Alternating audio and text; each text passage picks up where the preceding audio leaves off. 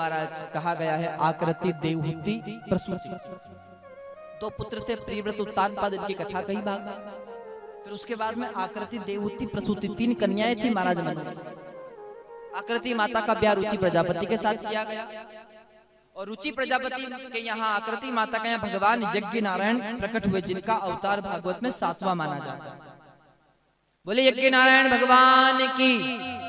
और संत कहते हैं, भगवत गीता कहती है, होता है सारे विश्व का कल्याण यज्ञ से, और जल्दी प्रसन्न हो जाते हैं भगवान यज्ञ से।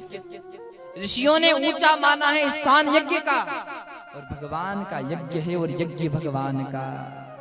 जो कुछ भी डालो अग्नि में पाते हैं अग्निदेव, और एक एक के बदले 100 दिलाते हैं अग्निदेव।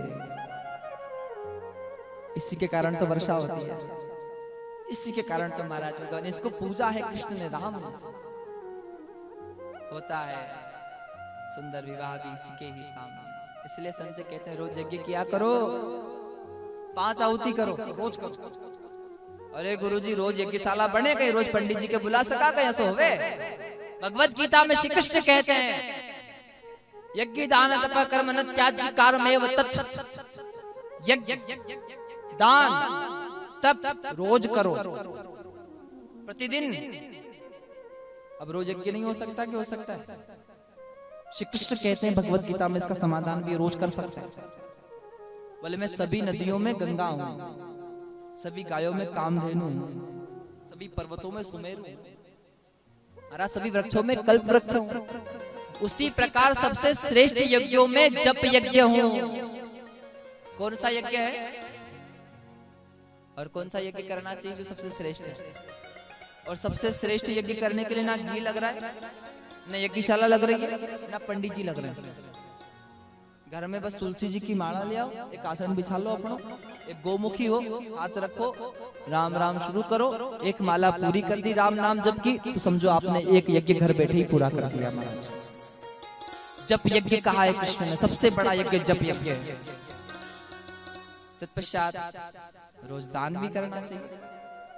दान करने का तो कह ही नहीं सकते, क्यों? क्योंकि महाराज जो नोट वो किराने वाला नहीं लेता है ना, वो सब्जी वालों नहीं ले, वो लीजिए ना दर्दे आर्थिक थाली। अक्सर खोटे सिक्के आरती की थाली में चलते देखे हैं।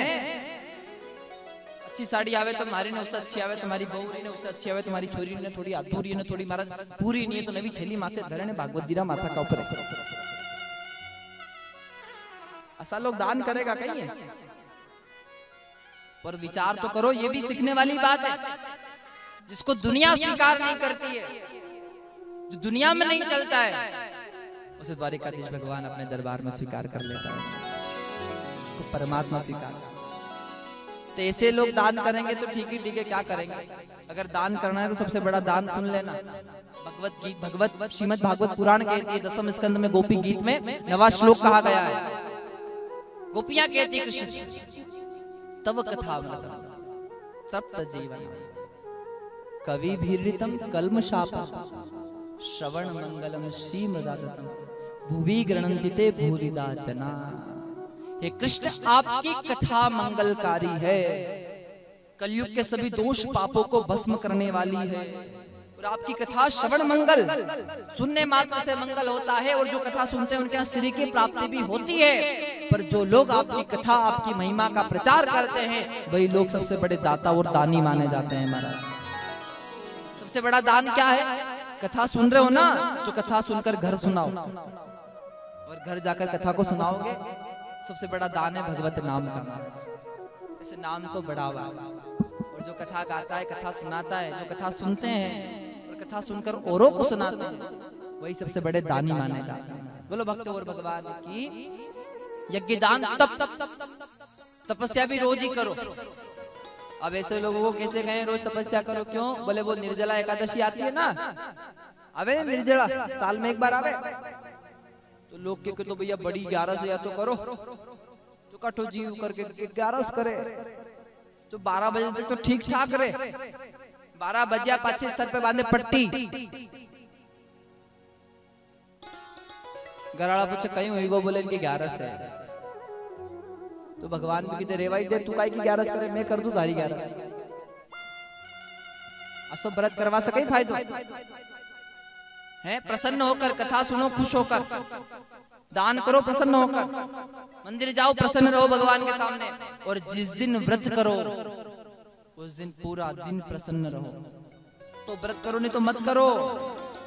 भक्त और भगवान की यज्ञ दान तपह, तप क्या है इस कलिकाल में सबसे बड़ी तपस्या क्या है? अच्छा, जितनी देर आप कथा में यहाँ बैठे हो पंडाल में, इतनी देर आप घर में बैठते हो? एक जगह बैठते हो? नहीं बैठते। यहाँ कथा में बैठे, किसके लिए बैठे? भगवान की कथा के लिए, भगवान के लिए। और महाराज इस कलयुग में अगर हम घर में इतनी देर नहीं बैठते हैं, पर पंडाल में भले धूप लगे, छाव लगे, ठंडी लगे, या कुछ भी हो, सुविधा हो या असुविधा हो, पर हम पंडाल में बैठे हैं 3 घंटे एक आसन से बैठकर भगवत नाम श्रवण कर रहे हैं, तो कलिकाल में यही हमारी सबसे बड़ी तपस्या हो जाएगी महाराज। इससे बड़ी तपस्या और कहीं होगा?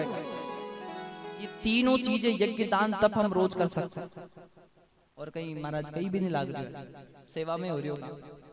जहाँ कथा बच्चे वहां जाकर बैठ जाओ, समझ लो तपस्या हो गई। तो यहाँ आकृति माता का भाव कहा, आकृति माता का यज्ञ भगवान हुए।